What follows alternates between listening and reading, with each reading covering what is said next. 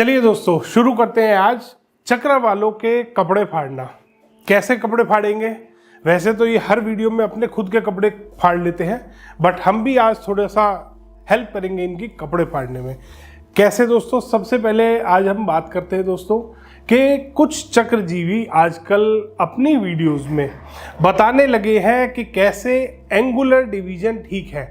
Angular division को आप सभी लोगों के आगे एक मॉडर्न वास्तु का नाम देके प्रेजेंट किया जा रहा है। क्या वो सही है? तो इसी विषय में आज हम चर्चा करेंगे। दूसरा विषय आता है कि जब वास्तुशास्त्र के ग्रंथ लिखे गए थे, जिस समय में वास्तु के सारे वेद लिखे गए थे, चारों वेद और वास्तु के जो वेदों से ग्रंथ बने हैं, ये जब लिखे गए थे, क्या उस टाइम में सही में कोई ऐसा तरीका था जिससे दिशाएं एक्यूरेट निकाली जा सकती हैं? अगर था तो वो क्या था? कैसे उस टाइम के लोग, उस टाइम के जो ऋषि मुनि थे, वो सही दिशाएं निकाल लिया करते थे? आज इसी विषय पे चर्चा करेंगे दोस्तों। फिर बात आती है विश्वकर्मा प्रकाश। दोस्तों, वास्तुशास्त्र का एक बहुत ही बड़ा ग्रंथ है विश्वकर्मा प्रकाश। मेरे पास उसके काफ़ी सारे एडिशन हैं। 1912 का मेरे पास सबसे पुराना एडिशन है। मैं आपके सामने बुक भी आप दिखाता हूँ, क्योंकि बहुत सारे आजकल वास्तु कंसल्टेंट्स बुक्स दिखा रहे हैं। ये 1912 का विश्वकर्मा प्रकाश का एडिशन है। और उसके बाद ये मेरे पास 2002 का एडिशन है विश्वकर्मा प्रकाश का। उसके बाद मेरे पास एडिशन है ये 1993 का। और उसके बाद ये आया है सबसे लेटेस्ट वाला 2017 का एडिशन। अब इसमें क्या चीज़ देखने को मिलती है हमारे को? जो वास्तु वाले आजकल जो चक्रजीवी हैं स्पेशली बार बार बात करते हैं कि एंगुलर डिवीजन करना है, एंगुलर डिवीजन अच्छा है, एंगुलर डिवीजन पे काम करो। 16 दिशाएं जो विश्वकर्मा प्रकाश में दी गई हैं, वो किस तरीके से बताई गई हैं? कौन सी है वो 16 जोन, कौन सी है वो 16 जो पद बनाए गए हैं विश्वकर्मा प्रकाश में? दोस्तों, ये है वो 16 पद। अब इसको आप देख के बड़े आराम से, ये विश्वकर्मा प्रकाश के 1993 वाले एडिशन का पेज नंबर 26 का प्रिंट आउट है, जो मैंने यहाँ पे लगाया है। इसमें आप बड़े आराम से देख सकते हैं कि आराम से इसमें 16 दिशाएं मार्क करी हैं। सेंटर में आंगन मार्क किया है, ब्रह्मस्थान मार्क किया है। इसमें कहीं भी आपको एंगुलर डिवीजन देखने को नहीं मिलेगा, क्योंकि एंगुलर डिवीजन वास्तुशास्त्र में कभी भी नहीं किया जाता। जो आजकल एंगुलर डिवीजन आपको बताया जा रहा है, तो एंगुलर डिवीजन की बात करते हैं। इसमें अब हम देखते हैं, इसमें जो वो एंगुलर डिवीजन बना रहे हैं वो 5/13 का बन रहा है। किसी भी रेक्टेंगुलर प्लॉट में इस तरीके से एक साइड तो 5 ग्रिड बन रहे हैं, एक साइड यहाँ पर 13 ग्रिड आ रहे हैं, 13 पद बन रहे हैं। तो ये जो इनका बन रहा है 5/13 का बन रहा है ग्रिड, जो कि वास्तुशास्त्र में किसी भी ग्रंथ में, चाहे वो विश्वकर्मा प्रकाश ही हो, विश्वकर्मा प्रकाश का ही मैंने आपको दिखाया था, चाहे वो विश्वकर्मा प्रकाश ही हो, उसमें भी नहीं दिया। उसमें भी यही बताया गया है। विश्वकर्मा प्रकाश में भी इस तरीके से ही रेक्टेंगुलर पद बनाए गए हैं। अभी आपको वीडियो में दिखाऊंगा। ये स्क्वायर के पद बनते हैं 9x9। इस तरीके से पद विन्यास किया जाता है, इस तरीके का पद विन्यास किया जाता है। इसमें कहीं पे भी कोई एंगुलर डिवीजन नहीं है। स्क्वायर प्लॉट है, स्क्वायर पद बने हुए हैं।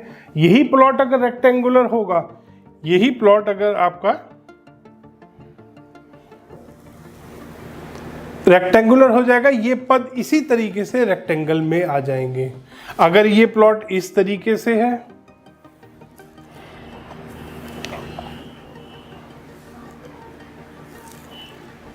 इस तरीके से होगा, तो ये ऐसे पद बनेंगे। यही सारे ग्रंथों में दिया गया है। किसी भी ग्रंथ में एंगुलर डिवीजन का कोई भी जिक्र नहीं है। अब हम बात करते हैं दोस्तों कि वास्तु में दिशाएं कैसे निकाली जाती थी। क्या सच में सन के मूवमेंट से या सन से दिशाएं निकाली जा सकती हैं? हाँ दोस्तों, वैदिक टाइम में भी जब दिशाएं निकाली जाती थी तो दिशा हमेशा उत्तर से देखी जाती है, नॉर्थ डायरेक्शन से ही देखी जाती है। और नॉर्थ डायरेक्शन निकालने के बहुत सारे अलग अलग टेक्निक्स वेदों में भी बताई गई हैं कि दिशा किस तरीके से, अगर किसी ने ढंग से ग्रंथ पढ़ा हो तो वो जरूर बता सकता है कि किस तरीके से दिशा निकाल सकते हैं। अगर सूरज के आप सन के जो मूवमेंट है उससे भी अगर दिशा निकालना चाहते हैं तो वैदिक टाइम में भी बताया गया था कि कैसे तिथि के हिसाब से आप पता लगा सकते हैं कि आज सन ईस्ट से नॉर्थ ईस्ट की तरफ टिल्टेड है या सन ईस्ट से साउथ ईस्ट की तरफ कितना डिग्री टिल्टेड है। उसके अकॉर्डिंग आप अपने घर का वास्तु बड़े आराम से कर सकते हैं। बट कुछ चक्रजीवी क्या करते हैं, उन्होंने अपने वेदों पे ही क्वेश्चन मार्क लगा दिया। कैसे लगा दिया कि उस टाइम में तो दिशाएं देखने का कोई ढंग का टूल ही नहीं था। कंपास तो अब 15-20 साल से आया है, कैसे उस टाइम पे दिशा देखी जाती। दोस्तों एक्यूरेसी इतनी थी उस टाइम में, वैदिक टाइम में, कि जो मंदिर इंडिया में और इंडिया के बाहर भी वर्ल्ड वाइड जो मंदिर बने हुए, बहुत सारे मंदिर बने हुए जो आज भी एज इट इज खड़े हैं और एक्यूरेट 0 डिग्री नॉर्थ पर वो मंदिर बने हुए हैं। बहुत सारे मंदिर हैं इंडिया में जो एग्जैक्ट 90 डिग्री ईस्ट पे बने हुए हैं। तो वो ऐसे ही बने, अंदाजे से नहीं बने दोस्तों, प्रॉपर कैलकुलेशन के साथ। ये जो सारे ग्रंथ हैं ये प्रॉपर कैलकुलेशन के साथ लिखे गए हैं, बनाए गए हैं। ये कुछ चक्रजीवी सिर्फ अपना स्वार्थ, सिर्फ अपने स्वार्थ की वजह से इसको बर्बाद करने में लगे हुए हैं, हमारे ग्रंथों के साथ खिलवाड़ कर रहे हैं। इसके बाद नेक्स्ट बात आती है कि मॉडर्न वास्तु। मॉडर्न वास्तु दोस्तों एंगुलर डिवीजन या जो चक्रा आज की डेट में आपको प्रेजेंट किया जा रहा है वो नहीं है मॉडर्न वास्तु। मॉडर्न वास्तु वो है कि किसी ने जब वास्तु कराया, ये जो चक्रजीवी या किसी से भी वास्तु कराया, उसके बाद भी अगर उस घर का मालिक जो साउथ वेस्ट कॉर्नर में अगर उसका बेडरूम है, उसके बाद भी अगर वो ढंग से सो नहीं पा रहा तो क्या समस्या है। अगर आप वो पता लगा पाए, वो है मॉडर्न वास्तु। इसके लिए भी एक छोटा सा स्कैनर है मेरे पास, ये स्कैनर का यूज किया जाता है। मॉडर्न वास्तु दिखा रहा हूं मैं आपको कि क्या है साइंस, कहां पहुंच चुका है वास्तु और पहले क्या था, ये भी मैं आपको बताऊंगा कि पहले कितना मॉडर्न टाइम था। ये एक छोटा सा स्कैनर है, ये पता लगाता है कि कहीं पे भी अगर किसी की भी स्लीप डिस्टर्ब्ड है तो वो किस कारण से स्लीप डिस्टर्ब्ड है, क्या वहाँ पे कौन सी किस तरीके की वेव या किसी भी तरीके का कोई फ्लक्चुएशन वहाँ पर मिल रही है जिसकी वजह से वहाँ पर सोने वाले की स्लीप डिस्टर्ब्ड है। ये है वास्तु। ये और मॉडर्न की बात करते हैं, ये बात करते हैं कि वेदों के टाइम में एक्यूरेसी नहीं थी, वेदों के टाइम में टेक्नोलॉजी नहीं थी। दोस्तों महाभारत के टाइम में जब धृतराष्ट्र को संजय पूरा लाइव टेलीकास्ट सुना रहा था, महाभारत के टाइम आपको याद है ना कि वो धृतराष्ट्र जो राजा था ब्लाइंड था, वो संजय उसको लाइव टेलीकास्ट सुना रहा था, एक एक सोल्जर का बता रहा था कि कौन सा सोल्जर ने किसको मारा या कौन से सोल्जर को कैसे लगी, किसने किसको मारा, कैसे मारा, कितना टाइम युद्ध चला, कैसे चला। वो लाइव टेलीकास्ट देख रहा था घर पे बैठ के, वहाँ उस महल में बैठ के, जो वो राजा को पूरा कन्वे कर रहा था।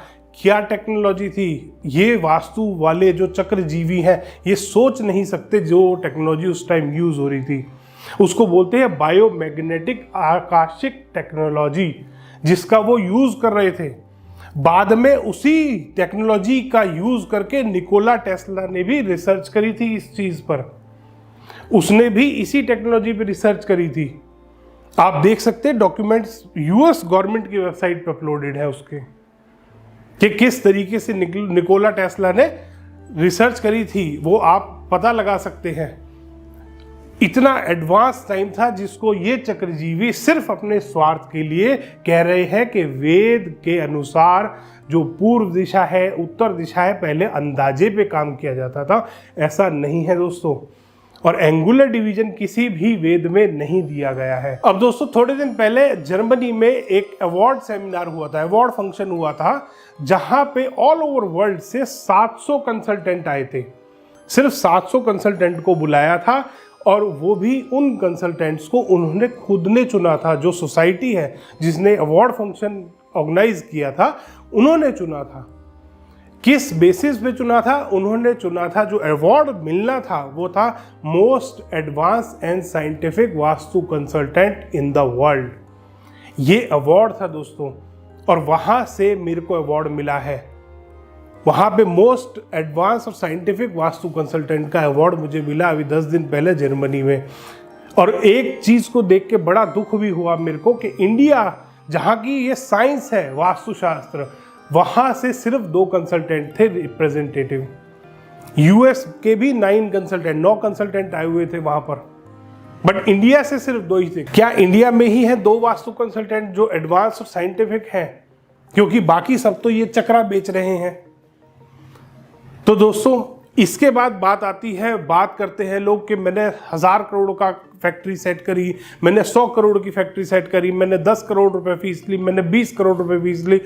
तो दोस्तों, इस पे कभी भी क्लाइंट की प्राइवेसी होती है, कभी भी हम उनकी डिटेल शेयर नहीं करते। बट एक छोटा सा हिंट आज मैं जरूर देना चाहूँगा, मेरी क्लाइंट लिस्ट का थोड़ा सा पोर्टफोलियो के बारे में बताना चाहूँगा कि किस तरीके के क्लाइंट्स हैं मेरे पास। तो अमेरिका की टॉप 60 जो स्टॉक मार्केट में लिस्टेड कंपनीज है, उसमें से 12 कंपनी ऐसी हैं जो मेरे क्लाइंट हैं। ऑल ओवर वर्ल्ड में जो सबसे बड़े जो कपड़ा मैन्युफैक्चरर हैं, 22 जो सबसे बड़े कपड़ा मैन्युफैक्चरर हैं, उसमें से 7 मेरे क्लाइंट हैं दोस्तों। इस तरीके का पोर्टफोलियो मैं मेंटेन करता हूं। यूनाइटेड अरब एमिरेट्स यूएई में टॉप जो 20 बिल्डर्स हैं, उसमें से 3 बिल्डर ऐसे हैं जो मेरे क्लाइंट हैं। इस तरीके के क्लाइंट्स हैं मेरे। बट कभी भी मैं अपने क्लाइंट्स की कोई भी डिटेल शेयर करना पसंद नहीं करता, जो आजकल कुछ लोगों ने, कुछ चक्रजीवियों ने स्पेशली शुरू कर दिया है कि कहीं भी पहुंच जाओ क्लाइंट की साइट पे, वहां पे वीडियो बनाना शुरू कर दो। तो दोस्तों, अब फैसला आपको करना है कि आपको जो वेदों के साथ सबसे बड़ा छलावा हो रहा है कि आप उनके साथ जाएंगे, या जो एक्चुअल में हमारे वेद हैं, जो सेल्फ सफिशिएंट है अपने आप में, उनके साथ जाएंगे। धन्यवाद दोस्तों। वीडियो पसंद आया तो इसको लाइक करें, शेयर करें और चैनल को सब्सक्राइब करना ना भूलें।